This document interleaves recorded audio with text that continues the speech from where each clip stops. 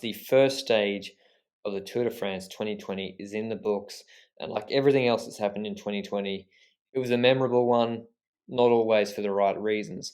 We're also going to talk about La Course 2020, the one-day race that the women participated in just before the Tour de France Stage 1 started. We'll do the men's race first because that's freshest in our minds, and then we'll do La Course straight afterwards because honestly, that was probably the more exciting race and just better all-around racing. How you going, Benji? What's your immediate reaction after stage 1 of the men's race? It was a Tour de France spectacle, as I would say, in the sense that we saw misery, but we also saw happiness. It was a one hell of a start to the Grand Tour, and basically, it was already quite a feeling of more hype than previous years for me personally. I don't know what it is about this year's Tour de France, but I feel much more entangled into it.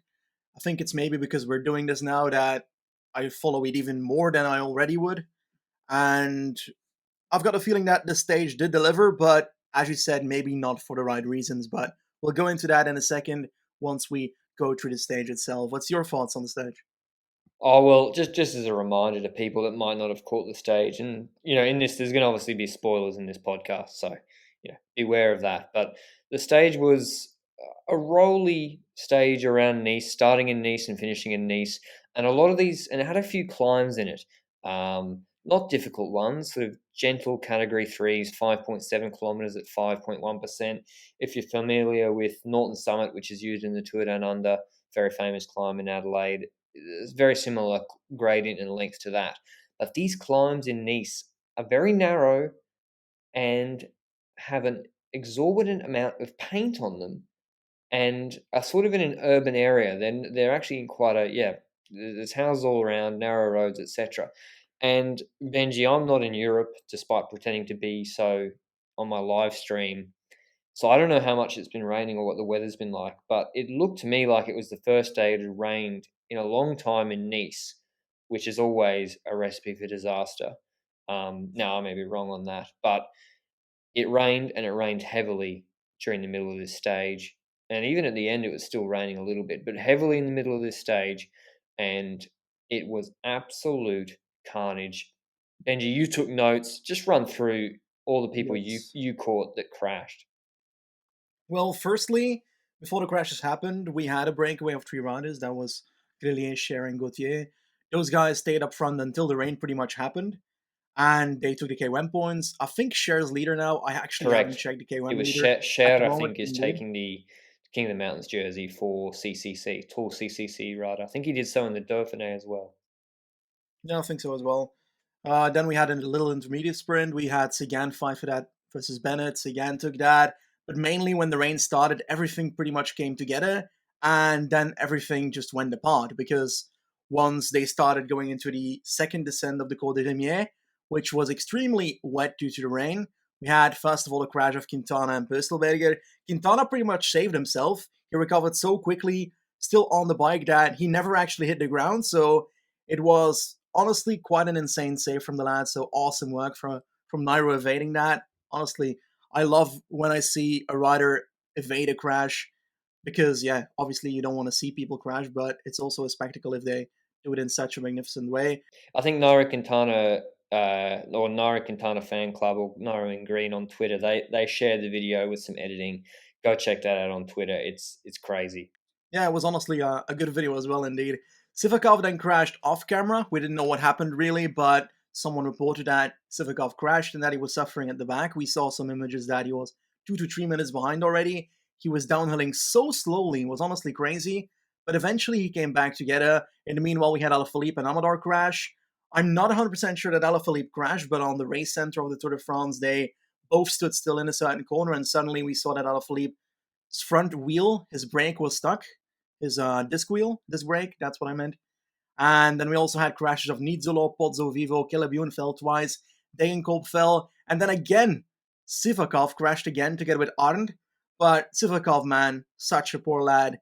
Honestly, looking at him, he didn't look too good, and his mental state was like so low at that moment when he crashed the second time. So I hope that he can get that back together and actually get himself back in order for the next couple of stages because those crashes certainly will leave a mark.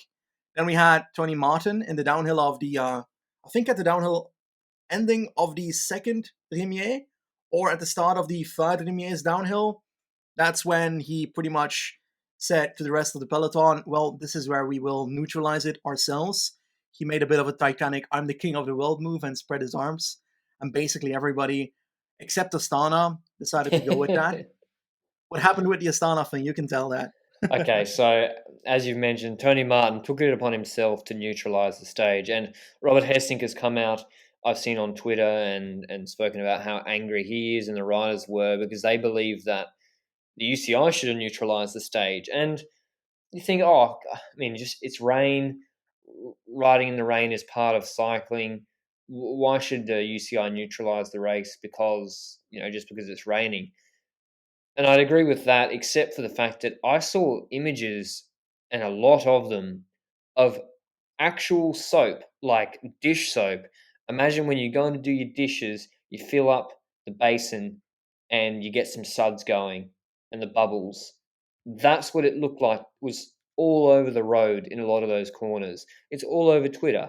And the riders, if you look at the videos of them crashing, they're going like 25 Ks an hour. They're almost they're going so slowly, doing everything they can not to crash. And there's nothing they can do. There's literally no traction because either the roads are greasy, some of those corners had actual soap on them, on the painted lines. There's probably no traction there as well. And it's so narrow, these roads on these descents, that it's almost impossible for people to avoid those painted lines. Just like when Jumbo Visma crashed in the time trial of the Vuelta a España team time trial last year, when there was like water on the road, the minute their front wheel hit that white line, they crashed. But anyway, Martin neutralises the stage because the UCI didn't. So Jumbo Visma took it upon on themselves and thought, there's no use someone losing the Tour de France general classification in the middle of stage one of the Tour de France before I'd even started my first live stream. But Astana weren't having it. Yoni Zagira was on the side of Tony Martin when he sort of tried to neutralise it, which everyone else seemed to agree with. And Zagira was jawing at him, saying, I presume saying, oh, come on, this is racing, Why should we, what if we want to attack on the next descent? Which, I mean, he's entitled to think that. Probably don't agree with it, and Robbie McEwen certainly didn't agree with it when on the commentary team for SBS. And the next corner, when I don't even know if the neutralization had finished, or I mean, how do you know when a rider's neutralization is finished? Astana kind of attacked on the descent off the front, Izaguirre in front, and Miguel Angel Lopez, their GC leader, is he locked up his I think was it his back wheel? He locked it up in the corner, not even a very tight left-hand corner, and went careening off the road and slammed into a sign. He kind of didn't go down to the ground, but which was almost worse, I think, what did happen, which was just hitting this sign at full speed, because he lost control of his bike like an F1 driver when their car starts to spin. There's literally nothing he could do in the wet, and it was instant karma, I guess, for Astana being idiots, because there was nothing to be gained attacking on that descent, really. It wasn't like they were going to TT away for the next 60 kilometers and keep Miguel Angel Lopez and actually gain meaningful time on GC or even win the stage, given the flat run in. And the whole peloton basically started laughing at them straight away when he came back through the back. What did you think of the Astana crash whole debacle?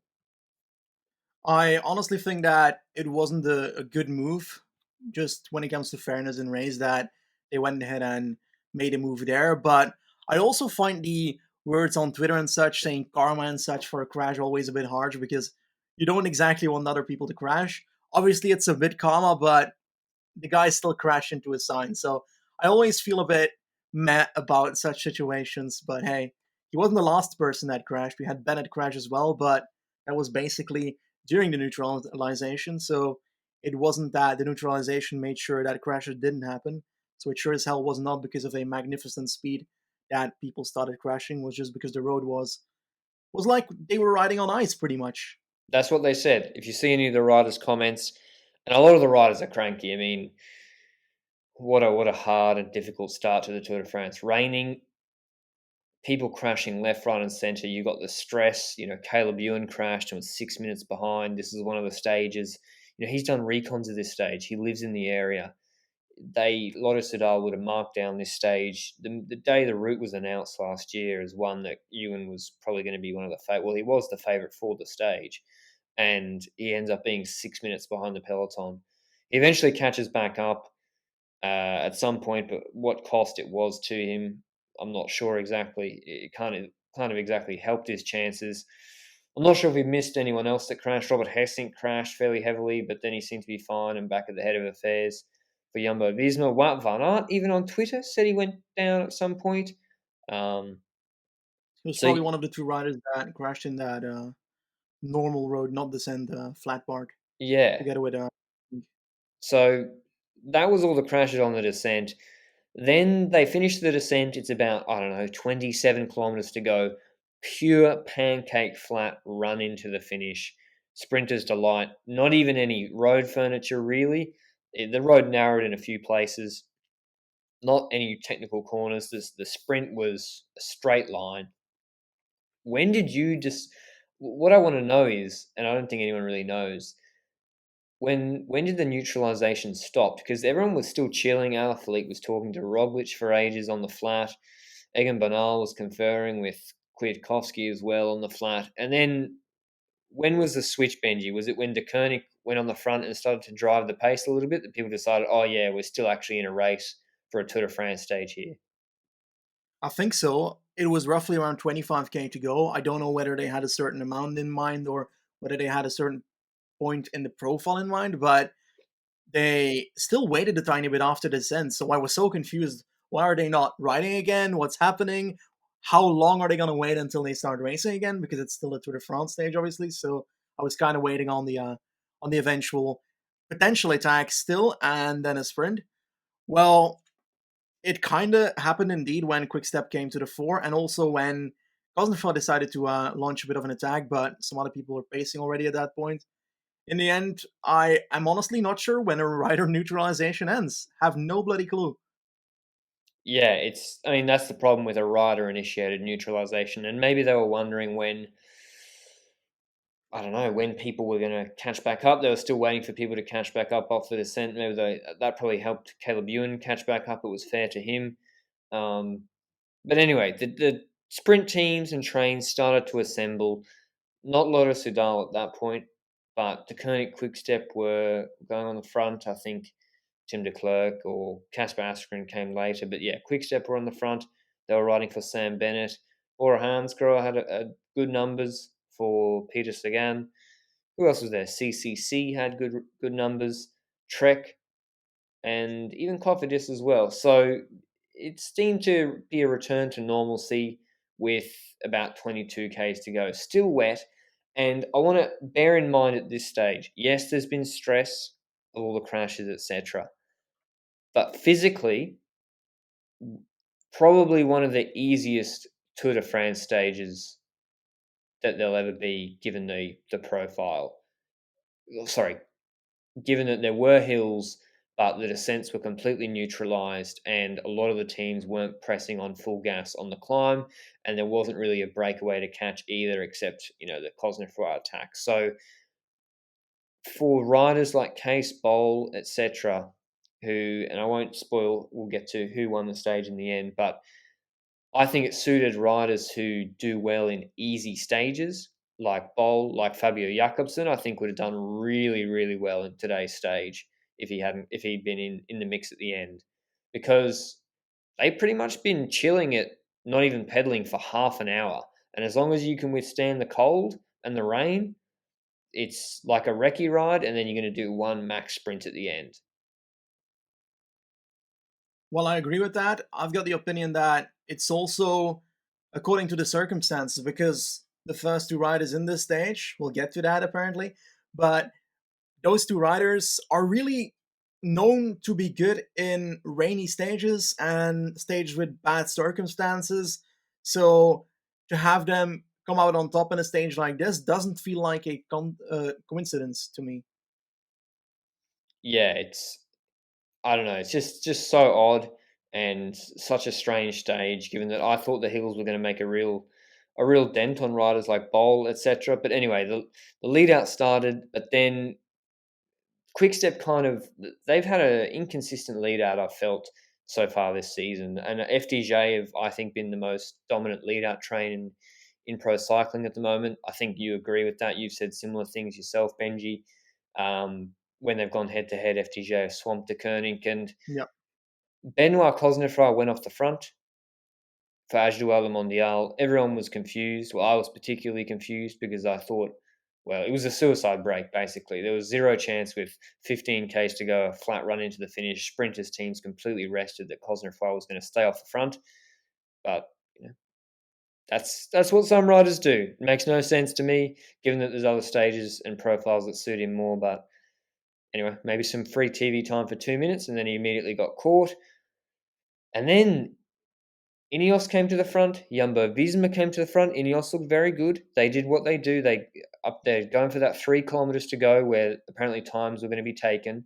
Or normally 3Ks to go is where if there's a crash, you get the same time as everybody. But apparently the UCI said with 3Ks to go, that is where the GC times were going to be taken. Ineos came to the front. They had pretty good representation, except for no Sivakov, I don't think, and kept Bernal safe. Jumbo Visma did as well. They had 6 men, and then do you know what happened, Benji? Then they just disappeared with like Yep. 7Ks to go. They had 6 men on the front, including Martin and Wout van Aert. Roglic nicely tucked in 6th next to Ineos, and then all of a sudden there was just Wout van Aert left at the front. Do you have any idea what happened?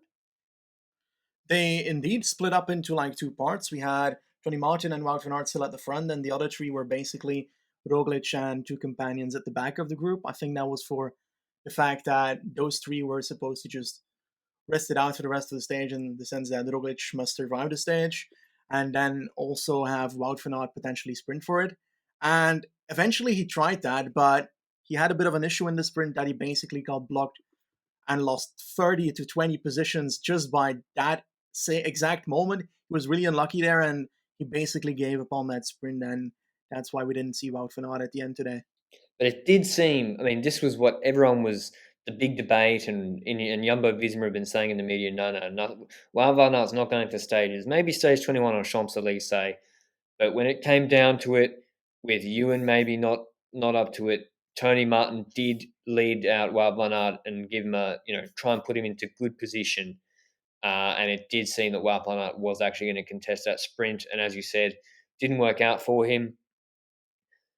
I want to talk about what happened in the last 2 kilometers. Quickstep were there. Casper Askren,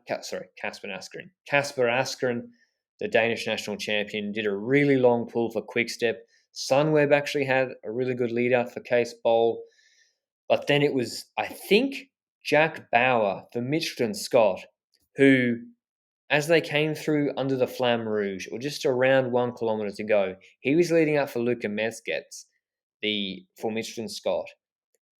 Bauer just started sprinting really, really early and actually got a gap on the peloton. And then Sagan chased onto his wheel, and this is with quite a long way to go still in the sprint. Way too early for Sagan to try and then slipstream Bauer and sprint over the top of him. Mezgec was on Sagan's wheel. Bauer pulls off. Sagan realizes he's on the right-hand side in the barriers. Oh no, I can't start sprinting now. He's got no lead out in front of him. He looks around. I think Daniel Oss or whoever was for Bora hadn't dropped Sagan off in a particularly good position, actually. And then he got swamped. He got swamped through the middle. It was Cofidis and Viviani who tried to come up the middle, and they were squeezed. He was in the same sort of area as Sagan. Mads Pedersen was just behind Sagan, and Case Bowl and Christoph. Case Bowl slid up the middle of the peloton, getting a lovely draft from everybody. When there was a bit of momentum coming out of it, before everyone had started their sprint, Bold, who's a very, very big rider, over 1.9 meters, over 80 kilograms, I think, for Sunweb, started to sprint quite early, but got very good separation from the rest of the riders. Bennett didn't have the best wheel to sit on. I think he got pinched as well, and I don't think he had fantastic legs either. Ewan got blocked, and he'd been chasing all day. Bol starts to sprint early. I thought he was going to win and make me look like an idiot after my Tour de France betting preview. And then Alexander Kristoff. I'd encourage you guys, if you can see the overhead helicopter footage, the extended shot, look at how Alexander Kristoff manages to draft wheels all the way up and how he manages to flare his elbows for the entirety of the last 600 meters. It's a masterclass in staying on wheels, fighting for your position, not letting your front wheel get chopped whilst people are trying to come and claim a wheel off you, and keeping momentum at the same time. In the saddle, when Bol was sprinting, Christoph was able to get behind him and, without even sprinting, pretty much hold his wheel. And then, in about 4 or 5 pedal strokes, going to the right hand side of Bol on the barrier, Christoph distanced him and slid in easily to win the stage. I was surprised, but yeah, the helicopter shot will show it all. Mads Pedersen, I think, came second, who did a similar thing to Christoph, who was just in a good position and sprinted at the right time. Did you see anything else interesting in that sprint, or did I miss anything there, Benji? I know we just watched it, and I might have missed something. Is there anything else in that sprint you think was noteworthy? I think that's basically what happened. Bennett in there went past everybody with about, I think it was like 400 meters to go when you said that Sagan was looking behind him. And he also basically just tanked in the last 50 meters when Bol went. So, in general, a pretty masterful sprint by Christoph. But one thing I noticed, well, two things I noticed is, first of all, there was also a crash with 1K to go. Can we talk about Oh the yeah. important rider that unfortunately Well, crashed let's finish the with sprint about first. 1 to go? Okay, let's talk about the sprint. We saw Pogacar sprint. Did you notice that? No, I No didn't. clue why, but he Really? was sprinting 17th. Sergio Agita. He tried Sergio to stay Agita with was the top group. 20, I believe. Yeah, Um, indeed. Those two were the rather odd names in the sense that Higuita has done this before, but Pogacar didn't really need to be there because, yeah, the last 3 kilometer rule even counted with normal time neutralizations today. So, yeah. yeah, So I'll read the out the finish top in 10 for everybody. Alexander Kristoff, the Norwegian, winner of Tour of Flanders. He came first. I think the first time he's worn the yellow jersey, which he'll wear tomorrow. I haven't.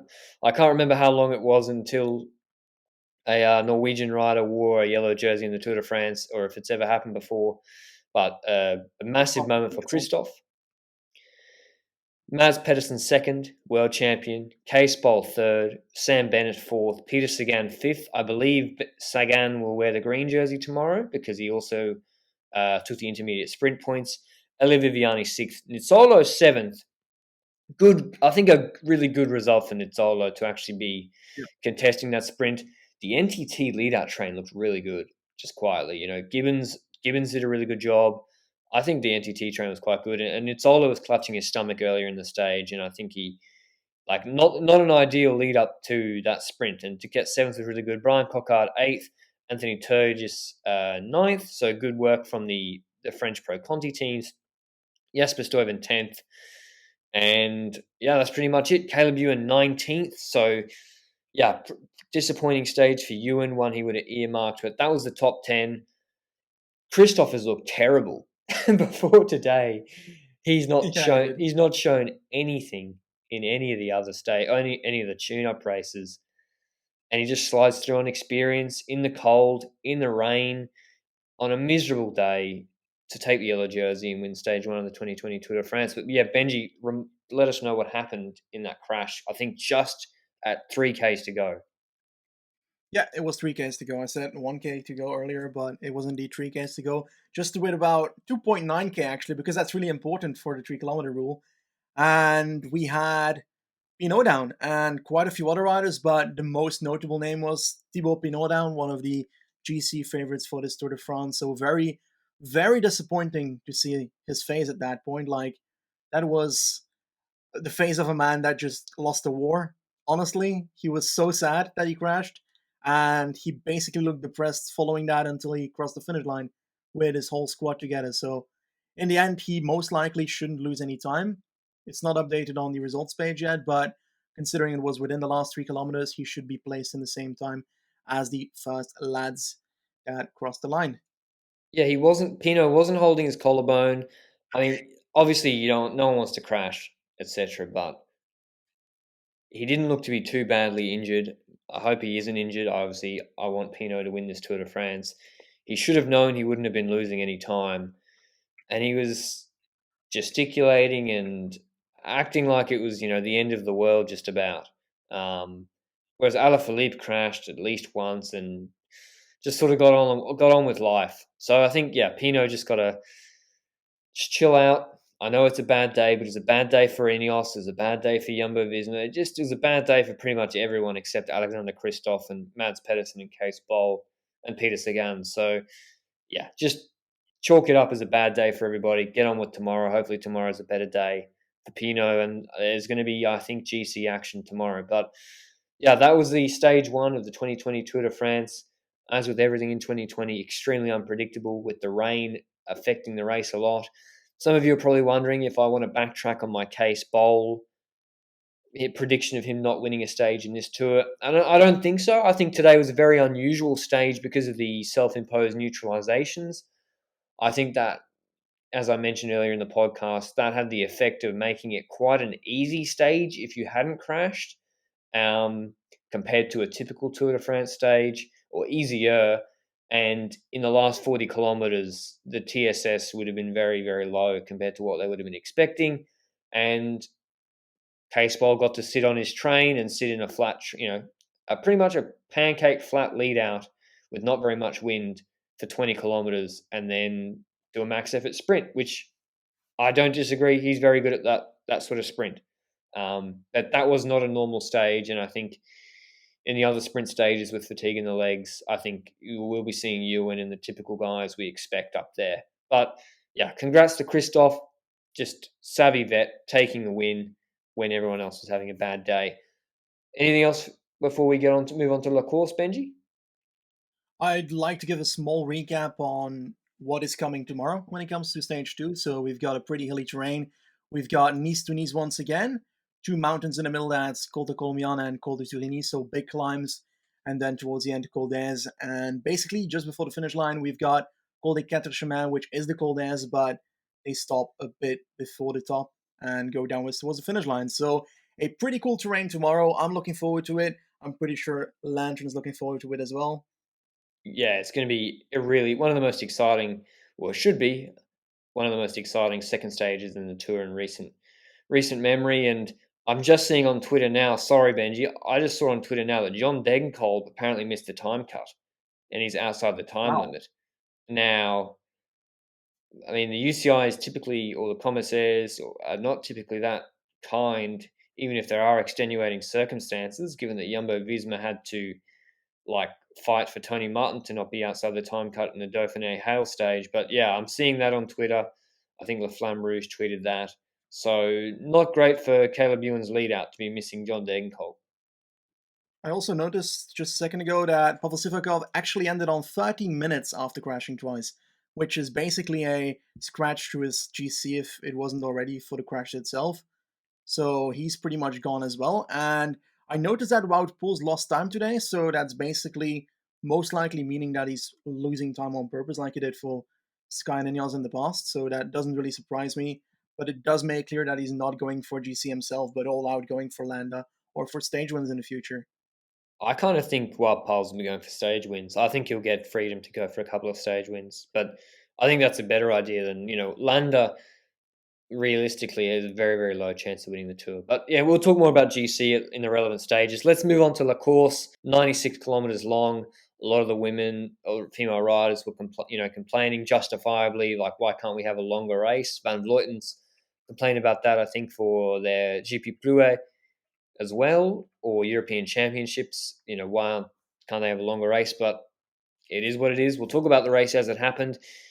Again, it had two climbs of the Aspremont, similar to the men's race, 6.7 kilometers long at 3.1%, and a breakaway went on the descent, I think initiated by Kazianuvia Doma Yep. and for Canyon Schramm. In this breakaway was Marianne Vos for CCC. She needs no introduction. Demi Vollering for Parco Tal Valkenburg, up-and-coming Dutch rider, really strong rider. Katrina Nuvia Doma, Polish rider for Canyon Schramm.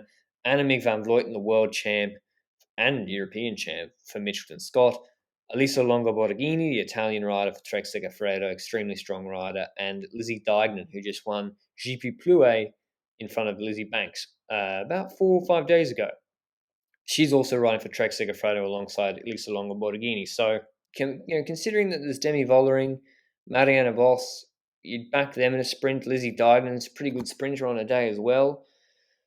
I don't know why Nieuwiadoma didn't attack, because Annemiek van Vleuten, she knew that she wasn't as strong in the sprint as those other riders, particularly Marianne Vos. She knows the strength of Vos well, obviously. Van Vleuten spent many occasions trying to attack, even in the last kilometre or so, which ruled her out for the sprint. Trek played this absolutely perfectly. And I think maybe Van Vleuten was a little bit too worried about Nieuwiadoma, because Nieuwiadoma was sitting on the entire time, and Demi Vollering was like third wheel in the rotation. Longa Borghini was doing a little bit more work because she had two riders for Trek, and she was riding for Diagnan in the sprint. They had like 90 seconds on the peloton, so they knew as long as they didn't muck around too much, they were going to stay away. But Demi Vollering was hanging around like third or fourth wheel, and Van Vleuten would go to the back. Nieuwiadoma would push her through because Nieuwiadoma wasn't pulling a turn. And then when it got to real, the crunch time, the last 4 kilometers or so, where it was clear they weren't going to get caught, Demi Vollering kept losing the wheel a little bit, and it just put more pressure, I think, on Van Vleuten, who was already tired from attacking a couple of times, or more than a couple of times. But anyway, Longa Borghini attacked rather than trying to lead out Lizzie Deignan for the sprint, which you probably may be wondering, why isn't it better for Longa Borghini to just sit on the front and pull the brake, have Lizzie Deignan in the second wheel, and then she can sprint, and then she can contest the sprint. And the obvious answer to that is because that benefits Marianne Vos just as much as Lizzie Deignan. Marianne Vos can then just sit on Longa Borghini and has just as good a chance, or probably a better chance, of beating Deignan. Instead, this forced Marianne Vos to close down Longa Borghini. It all came back together again. There's maybe 1,500 meters to 2 kilometers to go, or just under. Great work from Longa Borghini, by the way. And this was the moment where I thought it would have been perfect for Nieuwiadoma to counterattack. I think Annemiek van Vleuten had a last-ditch attack into the last kilometre or so. She got brought back, I think, again by Vos, or maybe Longa Borghini. Yep. No, it was Vos, because Longa Borghini was slightly off the back. Then Deignan went on the front, completely slowed it down. She didn't start sprinting too early or feel compelled to open up her sprint. They slowed to a crawl, and it caused Longa Borghini to catch back up again. She then attacked. Absolutely fantastic teamwork. Now, I don't know whether Deignan knew Longa Borghini was catching back up or not, but regardless, what Longa Borghini did, she's the reason why Trek won this race. She starts a sprint, in vain probably, but it causes Marianne Vos to open up her sprint too early. You can see this in the last kilometre highlights on the Tour de France channel. Vos opens up her sprint too early, getting onto the wheel of Longa Borghini. Deignan immediately snaps on to Marianne Vos's wheel. They gap pretty much everyone else, but I think Demi Vollering did a pretty good sprint to come third. Vos keeps it going. She's so strong, and then Deignan, it was hard to know where the line was. We couldn't really see because the camera was so zoomed in on Vos and Deignan on her wheel. But just at the end, and I think Vos's bike throw was better than Deignan, but Deignan won by what? 3 inches, if that, on the line? Yeah, it was pretty close. 2 inches on the line. About a tyre, the space of her tyre to Marianne Vos, her second big win in the space of a week. Great teamwork from Trek Segafredo, an incredibly exciting finish to La Course, which delivers every year, by the way. 2018 and 2019 were fantastic races as well. So that it was Deignan first, Vos second, Vollering third, Nieuwiadoma fourth, Van Vleuten fifth, Longa Borghini sixth, and then Amelia Farlin for the Swedish rider for FDJ won the bunch sprint.